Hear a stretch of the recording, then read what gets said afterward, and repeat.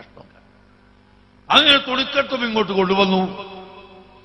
ഹജറുൽ അസ്വദ് എടുത്ത് ആ തുണിക്കഷ്ടത്തിൽ അവിടുത്തെ കൈകൊണ്ട് വെച്ചിട്ട് ഖുറൈശികളോട് പറഞ്ഞു, എല്ലാ തറവാട്ടുകാരും ഇങ്ങോട്ട് വരും, തറവാടിന്റെ നേതാക്കളൊക്കെ വരൂന്ന് പറഞ്ഞു.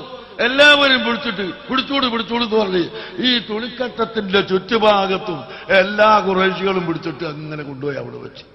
അപ്പോഴാ ഇവർക്ക് തോന്നുന്നു, ഇത്രയും ഈസിയായ ഒരു കാര്യം ഉണ്ടായിട്ട് നമ്മളെ തലയിൽക്കത് പോയില്ലല്ലോ, എളുപ്പമുള്ളേ.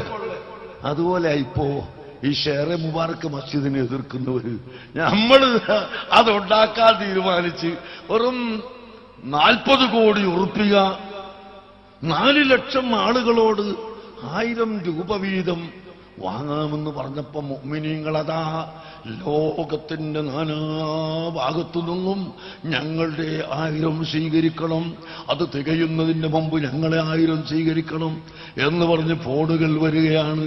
എന്ന് മാത്രമല്ല, പലരും അവിടെ ആ പള്ളിയുടെ അടുത്ത് ഞങ്ങൾക്ക് മരിച്ചു കിടക്കാൻ, ഞങ്ങൾക്ക് കബറ് കിട്ടാൻ, ഞങ്ങൾക്ക് വീട് കൊണ്ടാക്കാൻ ഇതിനൊക്കെ സൗകര്യമാവുമോ എന്ന് വരെ 4 ഭാഗത്തുനിന്നും ജനങ്ങൾ ഇങ്ങനെ ചോദിക്കാണ്.